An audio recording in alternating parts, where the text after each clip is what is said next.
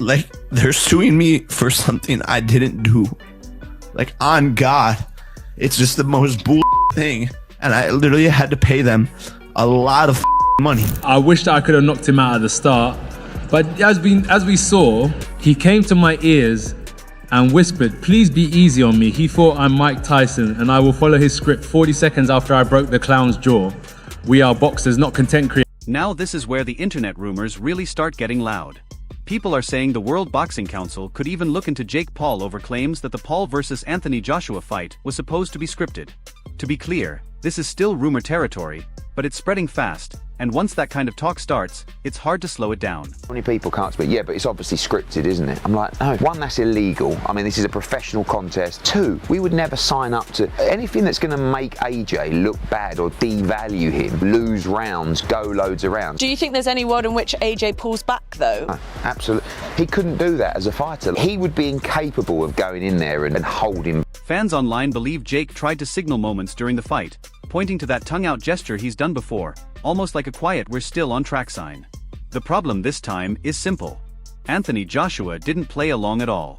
No slowing down. No waiting. No signals back. Just straight boxing. If there really was any kind of script, AJ ignored it completely and went fully off-plan. After I woke up and told my wife, "Why did I do that?" I don't know. I just don't know what the hell goes on. I remember one thing, I had a very hard moment in that part of my life. But I assure you, in that age, I could have put that clown in the first round, but I sold my soul, and I'm ashamed of it. That's why people keep comparing this fight to Paul versus Mike Tyson, where many fans felt the whole thing looked planned, especially after what some claim was a leaked full script floating online. Whether any of this is true or not, the situation looks bad on the surface. Because if boxing officials even suspect a fight was staged, that's serious trouble territory. I believe that Anthony Joshua won the fight fair and square until people online started claiming that Jake Paul's fight was fixed. They started saying there was a secret backdoor agreement that Anthony Joshua would be able to beat Jake Paul in the 6th round, and that's when Jake Paul's lawyer started to get involved. Jake Paul's promoter, Nakisa Badarian, says these claims are completely false about Jake Paul's fight being fixed. He also said that their attorneys are now actively going after people that are saying that the fight was fixed. He said fixing a professional boxing match is a federal crime, and this did not happen at all. He claims that Anthony Joshua went on record before the fight saying that anything less than a knockout to him would be considered failure. People still say that Anthony Joshua waited until the 6th round to make Jake Paul look better, the fact that he didn't lose in the 1st round like a lot of people thought he would. And now there's a chance that people start to get sued for saying that this fight was fake. But after you leave with a broken jaw, I think it's very hard to say that this fight was fake. And here's the wild part. If the fight really was meant to follow a script, Joshua ruining it explains why everything collapsed so fast. One guy tried to perform. The other guy just fought. And suddenly the conversation isn't about rounds or scores anymore. It's about whether boxing almost turned into a TV show and got stopped by reality mid-scene. Are you telling me that Netflix probably emphasized, listen guys, take this as long as you can? Yeah. So the bottom line is you take nothing from this. It was an entertainment product designed to get Netflix But last week you said it wasn't scripted. I think that ultimately Anthony Joshua's approach to it was what I said at the beginning. What I said was, now you're telling us Netflix passed on a message. Guys, I'm saying that Netflix's modus operandi is to operate with this kind of principle, which is stretch the entertainment. Anthony Joshua goes in. I framed the question to these boys that have been in the ring. Could he go in there on an aroused mindset because he knows what he's dealing with? No. He goes in as a killer. He went in there with a mindset, knowing what he was dealing with, and took his time and had no reason to do anything other than get him out of there when he felt like. And right after all that scripted fight noise, tongue signal theories, and Netflix season talk, Chael Sonnen jumps in and flips the entire conversation upside down. Because Chael isn't here to argue contracts or conspiracies. He's talking survival. Listening to him, I'm thinking, yeah, this is what it actually looked like. Chael basically says, forget scripts, forget betting lines, forget Twitter detectives. What we watched was Jake Paul realizing in real time that boxing at this level is not something you control with vibes. This wasn't choreography. This was panic management. These guys fought. That was not a boxing match. It just wasn't. Jake Paul had a very healthy fear for his life while he was in there, and he was moving as such. He was staying away from him. He was running away. He was trying to get distance. Then he was trying to step in to win this athletic competition, and then he's trying to get out of the way so that he doesn't get hurt again. I mean, he was fighting. Then it turns to where he can't stay away anymore. So now he's got to go the other way. He's got to go forward. So now he's clinched him. Now he's dropping down to his knees. He's going below the waist. He's getting to double leg positions. He was fighting. Jake wasn't acting. He was calculating distance, escaping danger, stepping in just long enough to score, then sprinting back out like the rent was due. And Chael's point lands hard. Anyone calling this fake has never been chased by consequences. You don't clinch, grab, drop levels, and start wrestling gravity because it's part of the show.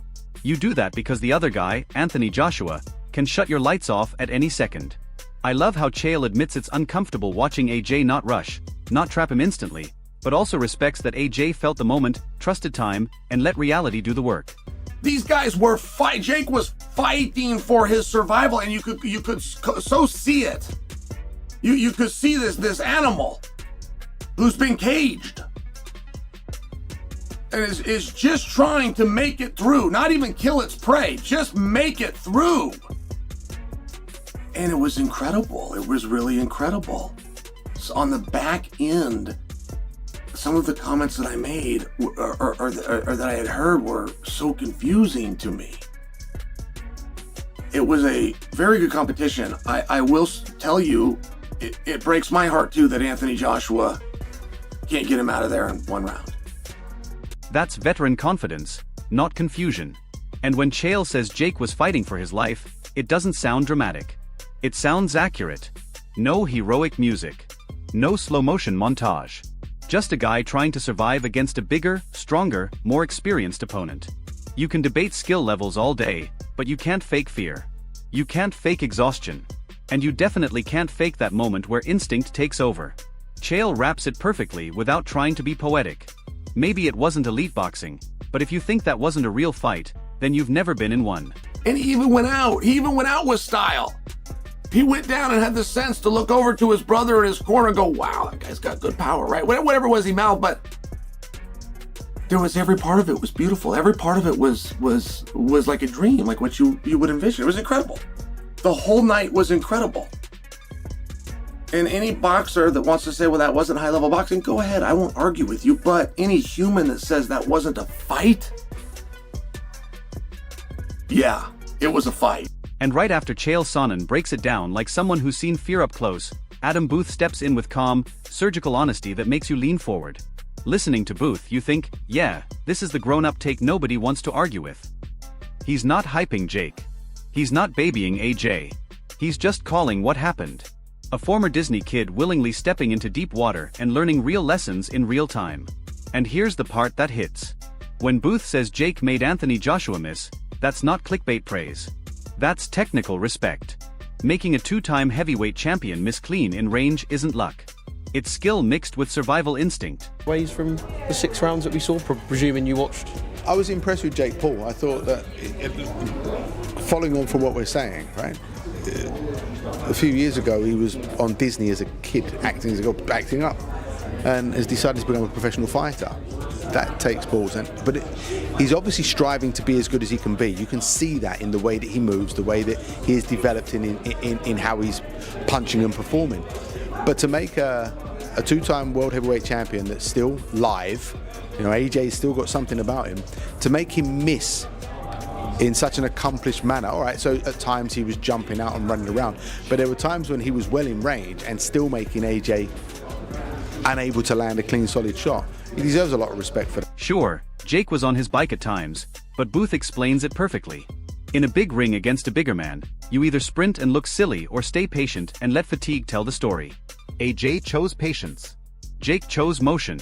Gravity chose the ending. I also love how Booth reminds everyone that the shot that broke Jake's jaw has put real heavyweights to sleep. And yet Jake stayed conscious, cracked a grin, and spat blood like he unlocked a new achievement badge. That's not acting. That's a special kind of crazy bravery. Booth doesn't pretend this makes Jake elite overnight, but he makes one thing clear. This wasn't smoke and mirrors. This was a novice pushing himself way out of his depth and surviving longer than most expected. And when Booth casually says Tyson Fury probably watched this thinking, if Jake can make him miss, I'm not worried, that might be the coldest takeaway of all. No yelling. No conspiracies. Just boxing logic.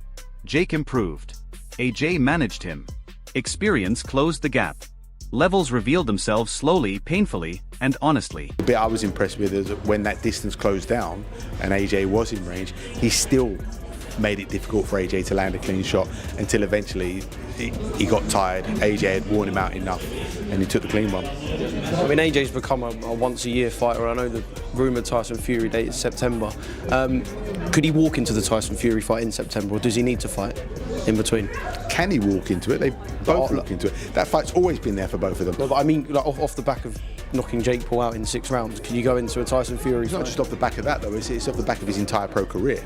But that was 15 months out of the ring this morning. I mean, I suppose he could, but... It's going to happen. It's a fight that we wanted to see a long time ago, when at least one of them had a belt, but we'll still take it. Yeah. What do you think Tyson's thinking, watching that this morning? Probably thinking if Jake Paul can make him miss, ain't got a prayer landed on me. It's probably what he's thinking. Then, right after Adam Booth calmly lays it all out without turning it into a myth, Frank Smith comes in swinging straight at the critics. And honestly, this is where the noise gets shut down. Listening to Frank, you realize some people were watching the clock instead of the fight. He makes it clear. This wasn't AJ struggling. This was AJ working. Huge difference. Anthony Joshua didn't walk in chasing fastest knockout of the year. He came in running drills he'd been grinding for months, treating Jake like a live, unpredictable problem instead of a meme. And the part everyone skips is this. Jake wasn't standing still waiting to be clipped. He was moving, dropping levels, grabbing legs, disrupting rhythm, turning the ring into an obstacle course at 4 in the morning. Frank's point lands clean. You don't judge a heavyweight ceiling based on a fight where the other guy refuses to fight like a heavyweight. That's like blaming a lion for not catching a scooter immediately. AJ stayed calm, stayed professional, stayed patient, and eventually stayed correct. It shows a lot of balls and a lot of heart. You know, AJ went in there and he delivered what he said he'd do. You know, he broke his jaw. It's a brutal game we're in. You know, and I think what you saw with AJ, like that wasn't, the truth is it wasn't a proper fight, if that makes sense. Jake Paul was running around, laid on the sort of, jumped on his knees a few times. I think it was 12 takedown attempts or something. So it wasn't, you can't compare it to a proper fight. Yeah. But AJ went in there with the mentality of a proper fight, which probably didn't align with what it was. You know, AJ's obviously been in camp with Usyk's team, and you saw him. It wasn't like he went in there with the fact of, I'm going in there against a guy who doesn't know what he's doing. He just put everything into practice that he'd been learning over the last 14, 16, 18 weeks, or he'd been... And I respect how Frank doesn't dodge giving Jake Paul credit either, because that's where conversations usually fall apart. He says it straight. Nobody wants to be in there getting their jaw rearranged by Anthony Joshua, and Jake kept getting up anyway. That tongue-out moment everyone jokes about? Frank calls it what it really was. Poking the bear with a broken fence behind you. Funny online. Risky in real life. And when critics act like 6 rounds is some red flag, Frank shuts that down completely. This wasn't a measuring stick for Tyson Fury. This wasn't a championship chess match. This was a professional heavyweight dealing with chaos and ending it when the opening finally stayed open. And when Frank says this doesn't hurt AJ's readiness for the biggest fights, he's right. You don't erase a career because a guy survived longer than expected. AJ broke the jaw, closed the show, and walked out healthy. Jake proved toughness. AJ proved control. And the internet proved once again it loves arguing about how fast something should end instead of how it actually unfolded. It was went in there and stayed composed and then, you know, was looking for those knockout shots. Yeah, so do you not see a concern with how long the fight went? Not really. Yeah. I mean, I don't think you can compare, I don't think you can use it to compare it to a high-level professional heavyweight fight. But that's not taking it away from what Jake Paul done. Like, respect to him for standing up. No, I wouldn't want to be in there getting my jaw broken by Anthony Joshua. You know, so, but I don't think you can use it as a bar to say, "War in the Tyson Fury fight." It's completely different worlds. You know, because you'd have a guy actually fighting you there. I mean, Jake Paul hit him with. So when you stack everything together, the script rumors, the tongue signal theories, the betting noise, the expert breakdowns, the calm takes, and the emotional reactions, it all lands in the same place. This fight exposed the line between spectacle and reality. Jake Paul showed courage, growth, and survival instincts that deserve respect. But Anthony Joshua showed why boxing doesn't bend for narratives.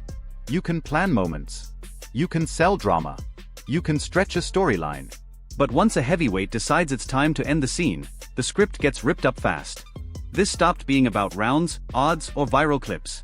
It became about experience catching motion, patience beating chaos, and real boxing reminding everyone that it still punches back when things get too cute. People saying that he got hit by... Yeah, I mean, you're having a... like, someone's punching you. Yeah. So, yeah, you're going to get caught 1 or 2 times. Yeah. That's the reality. Now I want to hear from you.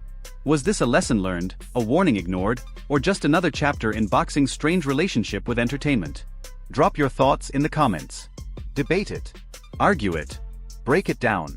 And don't forget to like, share, and subscribe to the channel Fighters.